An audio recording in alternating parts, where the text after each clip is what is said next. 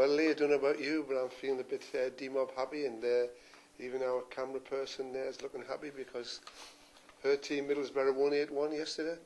I think Man City lay down just so they'd keep Eriksen his job. It was looked like that. But Right, well, I don't want to put you under any pressure, Lee, but the last count we had 58,000 hits on this little show we put together, including our old friend Andrew Davis, from Newcastle fan from Washington DC, who I always forget the name, Ben and Jerry's.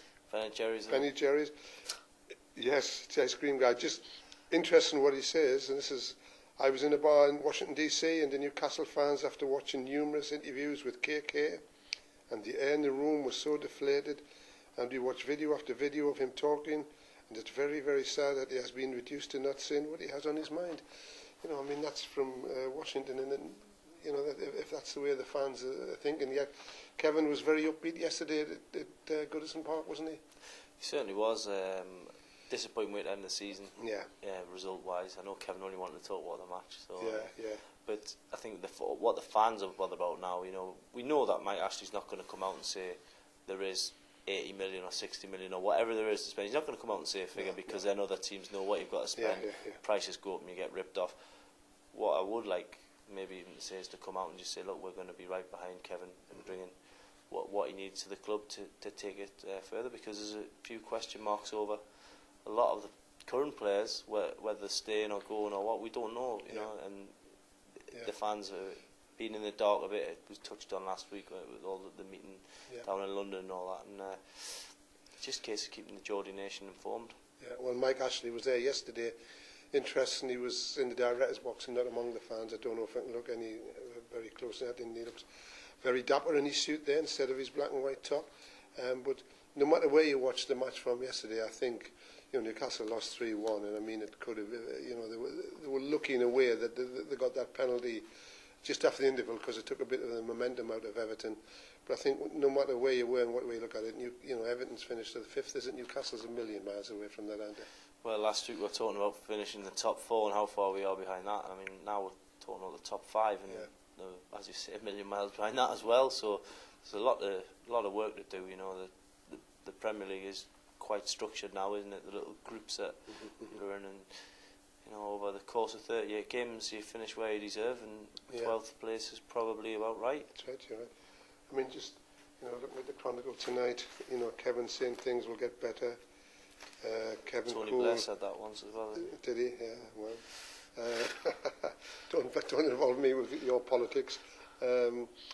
Magpie's boss Cooler, known contract. You know, I mean, all the reading over the weekend was, you know, made depressing reading about Michael, I've got to say that. Looking inside, emotional Ramage gets to say goodbye. I mean, for some reason, they gagged the players yesterday at Goodison as far as the press is concerned, but we don't bother about that, do we? And I just got to say about Peter Ramage, I mean, when he walked past us last night, he was actually on his way to London to sign for Queen's Park Rangers, and the kid was crying, you know, and that's, you know, Kevin got annoyed with me last week when I mentioned something about Stephen Carr and the fans, and I led straight into Peter Ramage last week and saying what a shame it was he was going, and we saw yesterday what it means to this kid to play for Newcastle. Well, definitely, you know, you'd like to think that every player would be like that, but we know that that's not the case, and they don't all care as passionate. Yeah, he's a local lad, and he's done his best for Newcastle, but unfortunately the time's come for him to move on, and there's a lot of people sad to see him go. I mean, it's as you say, he was crying on the way out last night, and it's one less Geordie. Well, that's it. I mean, you need Geordies. It sounds obvious, but there's not enough Geordies at Newcastle. You know what I mean? And to see one go is really disappointing. But I mean, obviously he came on for the last few seconds, last minute injury time. He scored no goal. We'll certainly forgive him for that. But at the end of the day, I think Kevin's already touched on the season when he says, yeah, there is room for sentiment in football, and I think that was a great reward for, because, you know, let's be honest, Peter Ramage, every time he's put on a black and white shirt, he's gave it everything. You know, there's been he hasn't knocked off or anything like that.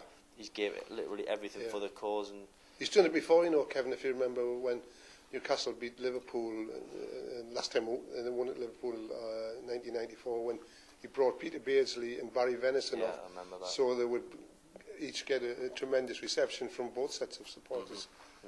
Little touches like that. That's why he is called Special K. Yes, because he does special things like that. Yeah, well, as you said, I mean, he was upbeat when he left us last night. I said, would he take a couple of calls in the summer? And he says yes, and then typical style, but he says, I reserve the right not to speak to you. It's just typical Kevin. I mean, all we can finish off in saying is, Newcastle United got 43 points this season, which equals the lowest that they've ever had in the Premier League. And quite frankly, the fans deserve better than this. And, Mike Ashley is a fan now, Lee. And I just hope he gets the message Newcastle United fans deserve better than 43 points in the Premier League. Well, I just think that, now Mike Ashley's got the chance to get a clear run at it. Last summer, there was always a question mark because Sam Allardyce wasn't their idea, you know what I mean? Yeah. So there was always a question mark. He should have got rid of Sam straight away. I'm told his gut feeling was to get rid of Sam, and he didn't, which is not like Mike Ashley because he's such an astute businessman. He should have got rid of Sam. If he didn't want him, he should have got rid of him straight away. But I mean, all the talk is about the big rift between Mike Ashley and Kevin and that, but not according to Andrew Davis, our friend from Washington. He says, P.S. all the best to Lee as well. I have noticed that the two of you don't seem to argue anymore. It must be because it's the end of the season, Lee.